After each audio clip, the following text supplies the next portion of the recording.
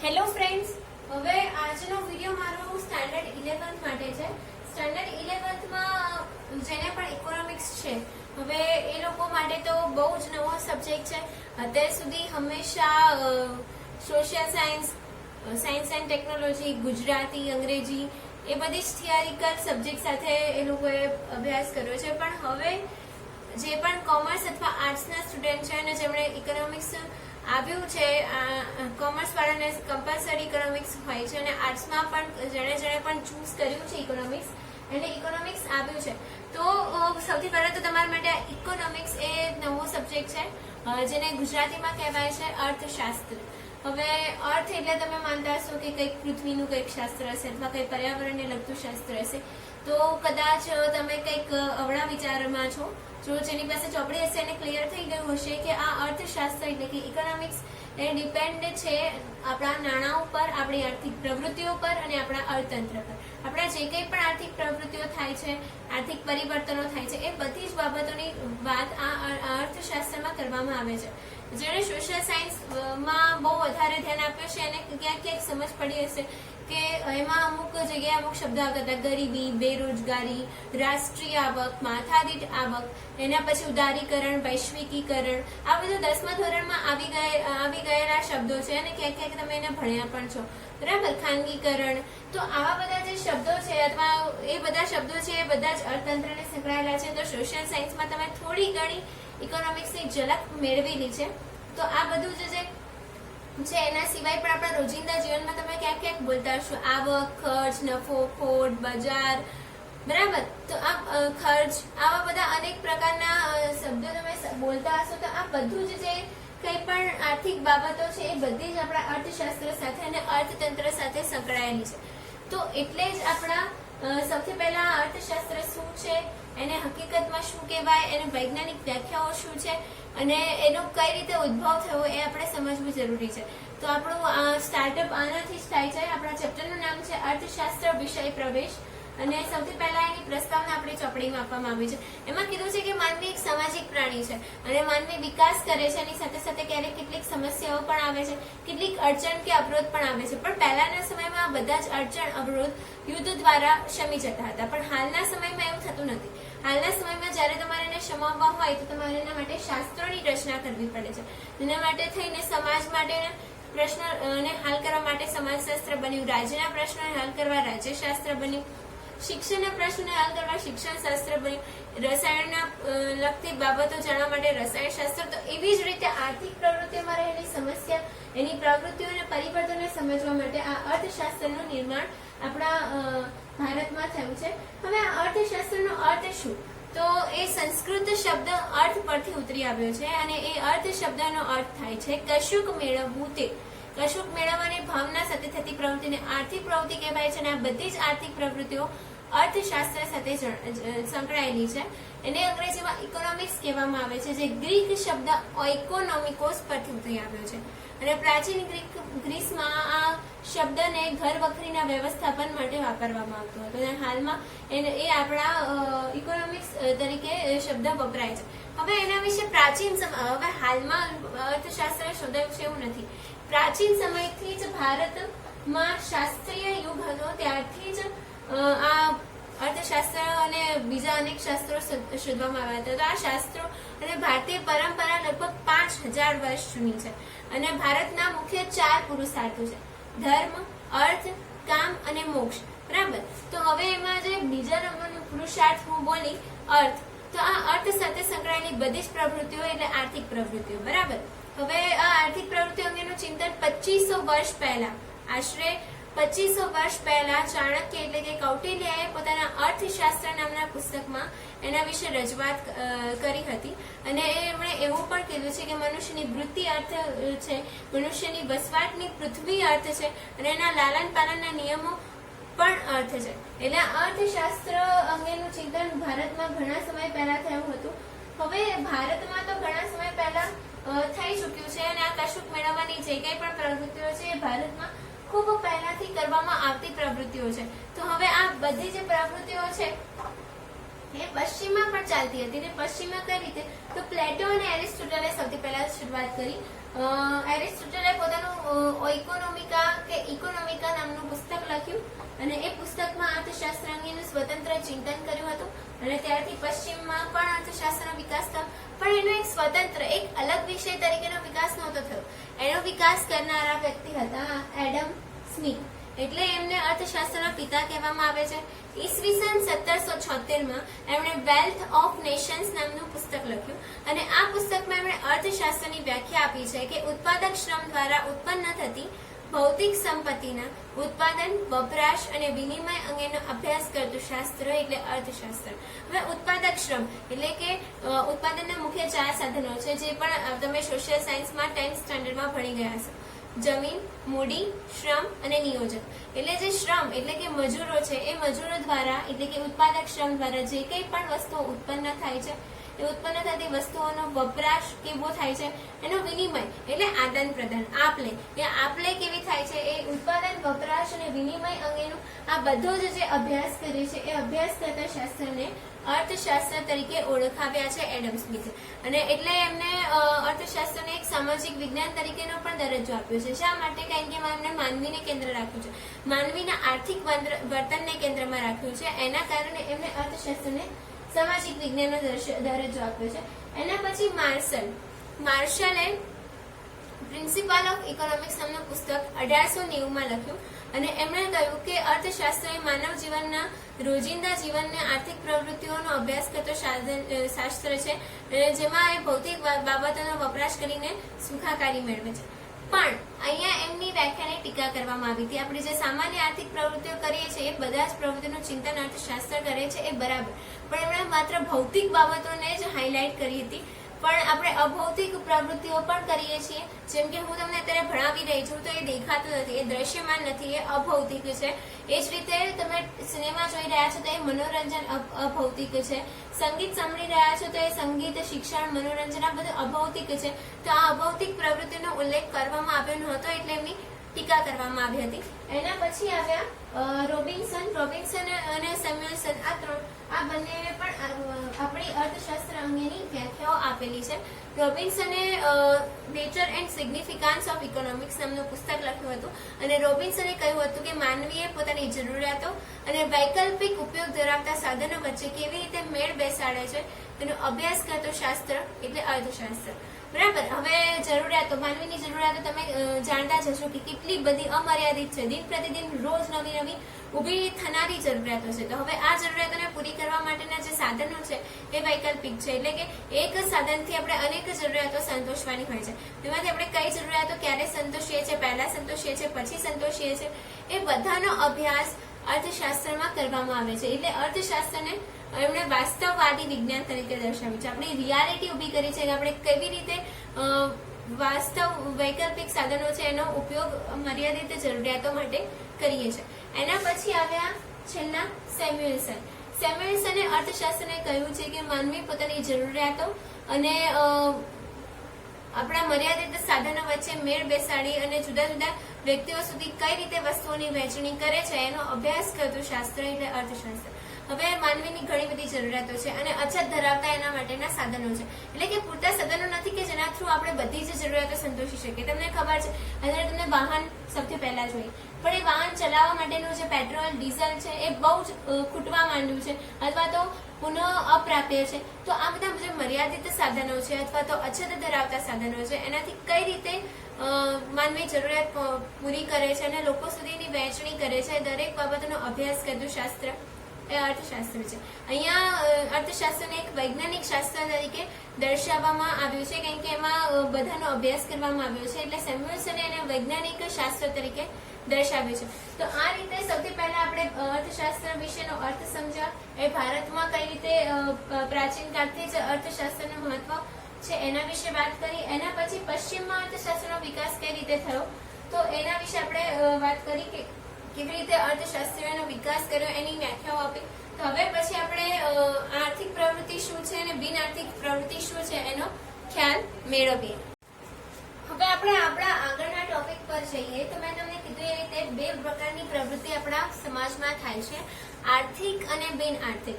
બરાબર. તો સૌથી પહેલા આપણે આર્થિક પ્રવૃત્તિ પર ફોકસ કરીએ. તો આર્થિક પ્રવૃત્તિ એટલે કશુંક મેળવવાની ઈચ્છાથી ભાવનાથી થતી પ્રવૃત્તિ એટલે આર્થિક પ્રવૃત્તિ, જેમાં પરસ્પર આદાન પ્રદાન થાય છે, કોઈને કોઈ વળતરની અપેક્ષાથી કરવામાં આવે છે, એવી બધી જ પ્રવૃત્તિઓ આર્થિક પ્રવૃત્તિ કહેવામાં આવે છે. આનો તમે સંધિ છૂટી પાડો તો અર્થ વત્તા ઇક એટલે અર્થ એટલે કે નાણું. અર્થ મેળવવા માટે કરવામાં આવતી બધી જ પ્રવૃત્તિઓ એ આર્થિક પ્રવૃત્તિઓ છે. તો હવે આર્થિક પ્રવૃત્તિ કઈ કઈ? તો તમે કોઈ પણ જગ્યાએ નોકરી કરનારી વ્યક્તિઓને જુઓ કે જે એના બદલે પોતાનું વેતન મેળવે છે, પછી શિક્ષકો ભણાવીને પોતાની ફીસ મેળવે છે, બરાબર.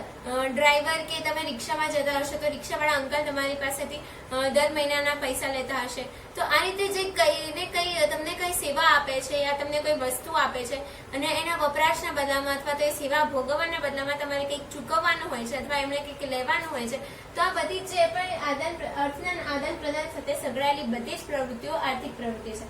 ક્લિયર? હવે આપણે જઈએ બિન આર્થિક પ્રવૃત્તિ પર. તો બિન આર્થિક પ્રવૃત્તિ એટલે બિન વત્તા અર્થ એટલે કે જેમાં નાણાંની કોઈ વાત નથી એવી પ્રવૃત્તિઓ, તો જે કોઈ પણ જાતની ઈચ્છા વગર નિસ્વાર્થ પ્રમાણે કરવામાં આવે છે, જેને કશું જ મેળવવાની ઈચ્છા નથી અને એવી ઈચ્છાથી જ્યારે સ્વેચ્છાએથી કરવામાં આવે છે કોઈ પણ વર્તનની અપેક્ષા વિના, તો એ બધી જ પ્રવૃત્તિઓ બિન આર્થિક છે. રોજ સવારે ઉઠો છો અને રાત્રે સુવો છો ત્યાં સુધી મમ્મી પપ્પા તમારી સેવા કરે છે, તમને ફાવે એ રીતે વર્તે છે, માં તમારી સંભાળ રાખે છે, પાલન પોષણ કરે છે, તો આ બધું જે કોઈ કરવામાં આવે છે એના બદલામાં તમે એમને વળતર ચૂકવવાના નથી, એ છતાં કરવામાં આવે છે એટલે બિન આર્થિક પ્રવૃત્તિ છે. પછી એના સિવાય પણ કેટલાક સ્વૈચ્છિક સંસ્થાઓ કે NGO છે કે જે કોઈ પણ જાતની સેવાઓ પૂરી પાડે છે કોઈ પણ વર્તનની અપેક્ષા વિના, તો એ બધી જ પ્રવૃત્તિઓ બિન આર્થિક પ્રવૃત્તિ છે. તો આર્થિક અને બિન આર્થિક પ્રવૃત્તિ અંગેનો તફાવત તમને 2 અથવા 3 માર્કમાં પૂછાઈ શકે છે, મોસ્ટ આઈએમપી છે. એના પછી છે અર્થશાસ્ત્રના પ્રકાર. આ તફાવત પણ તમારે પૂછાઈ શકે છે. એકમલક્ષી અને સમગ્રલક્ષી અર્થશાસ્ત્ર. આપણું અર્થશાસ્ત્ર 2 વિભાગોમાં વહેંચાયેલું છે, એકમલક્ષી અને સમગ્રલક્ષી. તો એનો પણ તમને તફાવત 2 યા 3 માર્કમાં પૂછાઈ શકે છે. એકમલક્ષી અર્થશાસ્ત્ર એટલે એવું અર્થશાસ્ત્ર કે જેમાં અર્થશાસ્ત્રના કોઈ એક એકમનો જ અભ્યાસ કરવામાં આવે છે, તો એવું અર્થશાસ્ત્ર એકમલક્ષી છે એટલે કે માઇક્રો ઇકોનોમિક્સ. અને સમગ્રલક્ષી અર્થશાસ્ત્ર એટલે અર્થશાસ્ત્રના સમગ્ર ક્ષેત્રનો અભ્યાસ કરવામાં આવે અથવા એકથી વધારે ક્ષેત્રનો જેમાં અભ્યાસ કરવામાં આવે, એ બધા જ ક્ષેત્રોને સમગ્રલક્ષી અર્થશાસ્ત્રમાં સમાવિષ્ટ કરવામાં આવેલા છે એટલે કે મેક્રો ઇકોનોમિક્સ, બરાબર. ઓલું માઇક્રો ઇકોનોમિક્સ છે, આ મેક્રો ઇકોનોમિક્સ છે. હવે એકમલક્ષી અર્થશાસ્ત્ર એટલે કે માઇક્રો ઇકોનોમિક્સમાં શું આવે એવો તમને સવાલ થશે. તો એમાં ખાલી કોઈ એક એકમ આવે, જેમ કે માંગનો એકમ શું છે તો કે ગ્રાહક, બરાબર. ગ્રાહક થ્રુ જ માંગ થાય, ગ્રાહક ન હોય તો માંગ થાય ન થાય.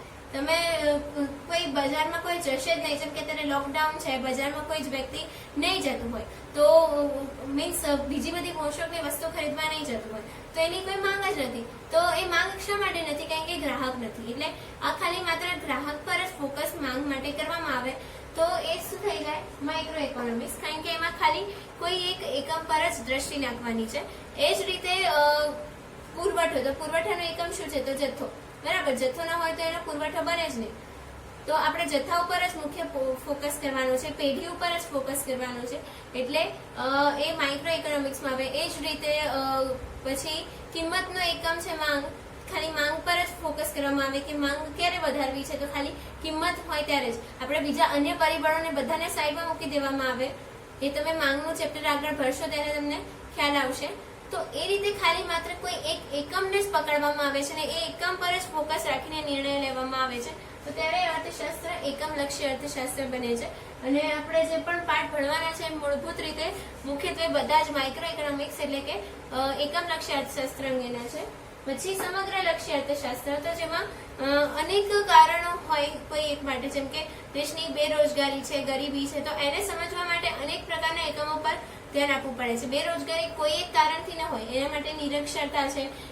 બેરોજગારી ગરીબીના કારણે પણ હોય, નિરક્ષરતાના કારણે હોય, નીચી માથાદીઠ આવકને કારણે હોય, આર્થિક અસમાનતાને કારણે હોય. તો આ બધા આના સિવાય પણ ઘણા બધા કારણો છે. તો એના કારણે બેરોજગારી ઊભી થાય છે. ગરીબીના પણ અનેક કારણો છે, નિરક્ષરતાના અનેક કારણો છે. તો જેમાં એક કરતા વધુ એકમો પર નજર રાખવામાં આવે છે એને સમગ્રલક્ષી અર્થતંત્ર પણ કહેવામાં આવે છે. હવે આ એકમલક્ષી અર્થશાસ્ત્ર કોઈ એક આર્થિક નિર્ણય લેવા માટે અથવા તો આપણા વ્યવહારિક આર્થિક નિર્ણય લેવા માટે વપરાય છે. જ્યારે સમગ્રલક્ષી અર્થશાસ્ત્ર એ સરકાર માટે ઉપયોગી છે. સરકારને અનેક એકમો પર આમાં દ્રષ્ટિ રાખવાની હોય છે. જેમ કે બેરોજગારી હટાવવા માટે એમને જ્યારે કોઈ પણ યોજનાઓ બનાવવી હોય તેમને બધા જ એકમો પર ધ્યાન રાખવાનું હોય છે. એટલે સમગ્રલક્ષી અર્થશાસ્ત્રનો ઉપયોગ મુખ્યત્વે સરકાર દ્વારા વિવિધ આર્થિક નીતિઓ ઘડવા માટે અને યોજનાઓના નિર્માણ માટે ઉપયોગમાં લેવાય છે. તો આ રીતનો એકમલક્ષી અને સમગ્રલક્ષી અર્થશાસ્ત્રનો તફાવત થશે. એના પછી આવે છે માહિતીની રજૂઆત. બરાબર. હવે આ બંને ટોપિક પૂરા થાય છે અને આ નવો ટોપિક છે. જે પણ તમને 2 માર્કના એક સવાલ તરીકે અથવા 1 માર્કના એક વાક્યમાં જવાબ તરીકે આ પૂછાઈ શકે કે આર્થિક માહિતીની રજૂઆત કઈ રીતે થાય છે. તો એ રજૂઆત 3 રીતે થાય છે. શાબ્દિક રીતે, એટલે કે જે રીતે તમે ચોપડીમાં થિયરી વર્ણનાત્મક રીતે ભણો છો તો એ શાબ્દિક રીતે, આંકડાકીય રીતે એટલે કોઈ પણ આંકડાના કોઠા હોય તો એ રીતે પણ તમને આર્થિક માહિતી મળે છે. અને ત્રીજું આકૃતિ દ્વારા. બરાબર. વર્ણનાત્મક, આંકડા અને આકૃતિ દ્વારા, એટલે આકૃતિ કે આલેખનો ઉપયોગ કરીને પણ તમને માહિતી પૂરી પાડવામાં આવે છે. તો આ રીતે પણ માહિતીની રજૂઆત તમારા સુધી કરવામાં આવે છે અને આંકડાકીય માહિતી આ 3 રીતે રજૂ થાય છે, જે ધ્યાનમાં રાખવું જરૂરી છે. તો આપણે જોયું કે કઈ 3 રીતે આપણે આંકડાકીય માહિતી રીતે, વર્ણનાત્મક માહિતીની રીતે અને ચિત્રાત્મક માહિતીની રીતે આપણે આર્થિક માહિતીને દર્શાવી શકાય છે. તો હવે એમાં આંકડાકીય માહિતીની રીતે દર્શાવાય છે, પણ આંકડાકીય માહિતી કઈ રીતે ઉપયોગી છે, એનું મહત્વ શું છે એ પણ આપણે જાણવું જરૂરી છે. તો આંકડાકીય માહિતીનું મહત્વ એ 3 માર્ક અને 2 માર્કમાં પૂછાઈ શકે એવો ક્વેશ્ચન છે. 3 માર્કમાં અને 5 માર્કમાં પણ આવી શકે, 2 માર્કમાં ટૂંકમાં પણ તમને પૂછાઈ શકે. તો સૌથી પહેલો એનો પોઈન્ટ છે સિદ્ધાંતોની આધારભૂતતા ચકાસવા માટે. હવે અર્થશાસ્ત્રમાં ઘણા બધા સિદ્ધાંતો આવશે. માંગ અને કિંમતનો સિદ્ધાંત, પુરવઠાનો સિદ્ધાંત, ત્યાર પછી ખેત ઉત્પાદન અને વરસાદનો સિદ્ધાંત. તો આવા બધા સિદ્ધાંતો છે. તો એમાં શું હોય કે કિંમત વધે તો માંગ ઘટે, માંગ ઘટે તો કિંમત વધે. એ રીતના અલગ અલગ પ્રકારના જે શું કહેવાય કે સિદ્ધાંતો છે એ દરેક સિદ્ધાંતોને તમારે સમજાવવાના હોય છે. અને આ સિદ્ધાંતો સમજાવવા માટે જે થિયરી વપરાય છે એના બદલે તમે જો આંકડાનો ઉપયોગ કરો તો આંકડાકીય રીતે તમે બહુ જ સરળતાથી, બહુ જ નાની અને સ્પષ્ટ રીતે સમજાવી શકો કે કિંમત વધે તો માંગ ઘટે. એને બદલે તમે સીધું જ કિંમત લખો, 10 રૂપિયા કિંમતમાં 5 વ્યક્તિઓ માંગ કરે છે અને કિંમત વધી જાય છે, 12 થઈ જાય છે તો 3 વ્યક્તિઓ માંગ કરે છે. તો આ રીતે જો તમે આંકડા દ્વારા દર્શાવી દો તો સીધું અને સટ રીતે ખબર પડી જાય કે જેમ જેમ કિંમત વધતી ગઈ એમ એમ માંગ ઘટતી ગઈ. તો આ સિદ્ધાંતોની આધારભૂતતા તમે ચકાસી શકો છો, વ્યવહારિક જીવનમાં એનો અમલ કરી શકો છો. તો એના માટે ઉપયોગી છે. બીજો પોઈન્ટ છે દશા અને દિશા જાણવા. બરાબર. આપણા અર્થતંત્ર અત્યારે કઈ દિશામાં જઈ રહ્યું છે, એની હાલમાં દશા કેવી છે. મીન્સ ક્યારેક આપણું અર્થતંત્ર અધોગતિ કરે, ઉધ્વગતિ કરે. અત્યારે આપણું અર્થતંત્ર ભારતનું 3જા નંબરનું અર્થતંત્ર હતું અત્યાર સુધીમાં, એ હવે લગભગ 5મા 6ઠા નંબર સુધી પહોંચી પણ શકે છે. તો એવું અર્થતંત્ર હાલમાં કેવી રીતે ગતિ કરી રહ્યું છે, અધોગતિ કે ઉધ્વગતિ, વિકાસ તરફ જઈ રહ્યું છે કે વૃદ્ધિ તરફ, એ દરેક બાબતોની માહિતી તમને મળી શકે છે. બરાબર. દશા અને દિશા તમે જાણી શકો છો કે ગરીબી કેવી છે અને કેટલી છે, બેરોજગારી કેવી છે, એ બધી બાબતો જાણી શકાય. તુલનાત્મક અભ્યાસ કરવા માટે કોઈ પણ વર્ગ, પ્રદેશ, ક્ષેત્ર કે સમયગાળાની બાબતમાં તમે તુલના કરી શકો કે આ વર્ષની સરખામણીમાં આ વર્ષમાં દરમિયાન આપણું રાષ્ટ્રીય આવક વધી છે કે ઘટી છે, એની તુલના કરી શકો આંકડા દ્વારા. કે 2001 નો આંકડો આપેલો હોય કે 2001 માં આપણી રાષ્ટ્રીય આવક હતી 1000 રૂપિયા અને 2002 માં રાષ્ટ્રીય આવક થઈ 1500. તો આ રીતે વધી છે. તો એને તમે આંકડા દ્વારા દર્શાવો તો ખૂબ જ જલ્દી તમને સમજ પડી શકે છે. પછી છેલ્લો મુદ્દો છે આના મહત્વનો, સંક્ષિપ્ત રજૂઆત. બરાબર.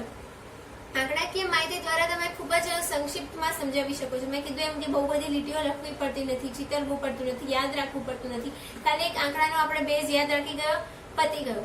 તો આ સંક્ષિપ્ત, સચોટ અને સ્પષ્ટ રજૂઆત દ્વારા આપણે આંકડાકીય માહિતી દર્શાવી શકીએ છીએ અને એના દ્વારા આપણને ઘણા બધા લાભ થાય છે. મેં કીધું એમ સિદ્ધાંતો બહુ જ આધારભૂત રીતે જાણી શકાય છે, દશા અને દિશા સમજી શકાય છે, તુલના કરી શકાય છે અને સંક્ષિપ્તમાં રજૂઆત કરી શકાય છે. બહુ લાંબુ લખવાની જરૂર આંકડાકીય માહિતીને કારણે નથી રહેતી. હવે આ વાત થઈ ગઈ. એના પછી આવે છે આકૃતિ અને આલેખ દોરવા માટે. હવે આપણે આંકડાની વાત પૂરી થઈ તો હવે ચિત્રની વાત આપણા અર્થશાસ્ત્રમાં કરવામાં આવી છે, એટલે કે આલેખની વાત કરવામાં આવી છે. તો તો પહેલા તમને આલેખ કહી દઉં. સ્તંભ આલેખ છે, પાસ પાસેનો આલેખ અને વૃત્તાંશ આલેખ. તમને સ્કૂલમાં આલેખ દોરવાની પ્રેક્ટિસ પણ કરાવશે, બટ ડોન્ટ વરી, તમારે આ એક્ઝામમાં નથી પૂછાવાનું. 12th માં તમારે આ આલેખો પૂછાશે, એટલે અત્યારથી શીખી લેવા જરૂરી છે. તો અત્યારે હાલમાં તમારે ખાલી 3 જ આલેખ આવશે: સ્તંભ આલેખ, પાસ પાસેના અને વૃત્તાંશ આલેખ. સ્તંભ આલેખથી તમે પરિચિત હશો.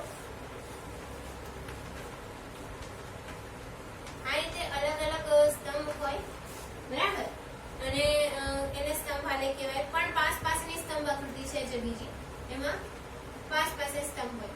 પુરુષ અને સ્ત્રી બંનેનું સાક્ષરતાનું પ્રમાણ દર્શાવવાનું હોય, તો અહીંયા પુરુષ, અહીંયા સ્ત્રી, અહીંયા પુરુષ, અહીંયા સ્ત્રી, તો એ રીતે પાસ પાસેની સ્તંભ આકૃતિ આવે.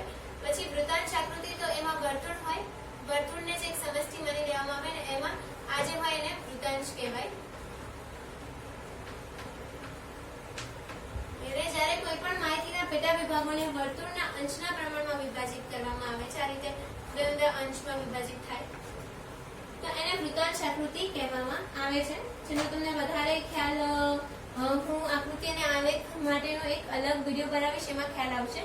માત્ર તમારે આ વૃત્તાંશ આકૃતિ એટલે શું એનો 1 માર્કમાં પૂછાઈ શકે, તો જેમાં વર્તુળના માહિતીને વર્તુળના પેટા વિભાગોમાં વિભાજિત કરવામાં આવે છે, વર્તુળના અંશમાં વિભાજિત કરવામાં આવે છે, અને વૃત્તાંશ કહેવામાં આવે છે. વૃત્તાંશ એટલે વર્તુળનો અંશ, બરાબર, એની સંધિ છૂટી પાડો. તો આ જે આ ત્રિકોણ પોર્શન છે એ આખો એને એક વૃત્તાંશ કહેવામાં આવે. આવા અનેક વૃત્તાંશો ભેગા થઈ અને વૃત્તાંશ આકૃતિ બને છે. તો આ રીતે પેટા વિભાગોમાં માહિતીને વહેંચેલી હોય અને એને વૃત્તાંશ આકૃતિ કહેવાય. એટલે સ્તંભ આલેખ અને પાસ પાસેની સ્તંભ આકૃતિ, આ રીતે 3 આલેખ છે. હવે આ આકૃતિ અને આલેખની વાત કરી તો એને દોરવા માટે ધ્યાનમાં રાખવાની બાબતો પણ છે. આ 3 આલેખ વિશે કોઈ પણ એક વિષય તમને 1 માર્કમાં પૂછાઈ પણ શકે. હવે આકૃતિ અને આલેખ દોરતી વખતે કઈ બાબતો છે, તો એની કેટલીક શરતો છે. આ શરતો પણ તમને 2 અથવા 3 માર્કમાં પૂછાઈ શકે. તો સૌથી પહેલું તો વિશ્વસનીય પ્રાપ્તિ સ્થાન. તમને આકૃતિ કે આલેખ માટે જે કંઈ પણ માહિતી લો છો અથવા આપવામાં આવે છે, એ માહિતી વિશ્વસનીય હોવી જોઈએ, એટલે કે સાચી હોવી જોઈએ, અને જ્યાંથી મેળવી એનું જે પ્રાપ્તિ સ્થાન છે અથવા તો જે સ્ત્રોત છે એ સ્ત્રોત બરાબર યોગ્ય હોવો જોઈએ, કોઈ ફેક હોવો જોઈએ નહીં. એટલે એ પ્રાપ્તિ સ્થાન છે એ જેમ કે આપણને મોટે ભાગની માહિતી આપણને આપવામાં આવે, સર્વે કરીને આપવામાં આવે છે, અને એ સર્વે વિશ્વ બેંક દ્વારા એટલે કે RBI દ્વારા અથવા કોઈ સરકાર માન્ય સંસ્થાઓ દ્વારા કરવામાં આવે છે. તો એના દ્વારા તમે જે માહિતી મેળવો છો એની ચકાસણી કરી લેવી પહેલા જરૂરી છે. એના પછી સ્કેલ માપ, એટલે જે સ્કેલ માપ છે એ યોગ્ય લેવું જોઈએ. જો તમે આડું અવળું લેશો તો આલેખ યોગ્ય બનશે નહીં. એટલે કે દાખલા તરીકે તમે 10 કિલો એ દર્શાવવા માટે તમે 1 સેમી લો છો, તો પછી દરેક 10 કિલોએ 1 સેમી જ લેવાનું છે, પછી એને 5 સેમી કે 3 સેમી લેવાનું નથી, અને 20 કિલોએ 2 સેમી. એ રીતે ધ્યાનમાં લઈને 10 કિલો બરાબર 1 સેમી, તો આખા આલેખમાં એ જળવાવું જરૂરી છે.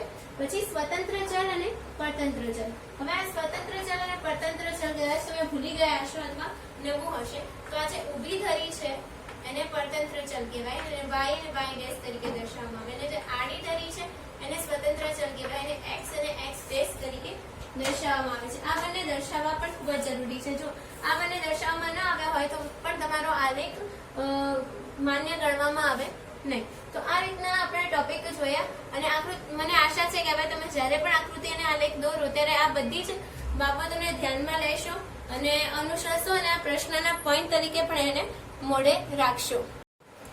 સો ફ્રેન્ડ્સ, હવે આપણો લાસ્ટ ટોપિક આ ચેપ્ટરનો એ શરૂ થાય છે. છેલ્લો ટોપિક છે અર્થશાસ્ત્રનું મહત્વ. આ છેલ્લો પણ ઘણો મહત્વનો ટોપિક છે, ઘણો સમજવા જેવો ટોપિક છે. આપણે અર્થશાસ્ત્ર વિશે ઘણી બધી માહિતી મેળવી લીધી, એની આર્થિક પ્રવૃત્તિઓ, બિન આર્થિક પ્રવૃત્તિઓ અને બીજા પણ અમુક ટોપિક વિશે માહિતી મેળવી. પણ હવે આ અર્થશાસ્ત્રનું આપણા જીવનમાં શું મહત્વ છે એની વાત આ અર્થશાસ્ત્રના મહત્વ ટોપિક દ્વારા કરવામાં આવી છે.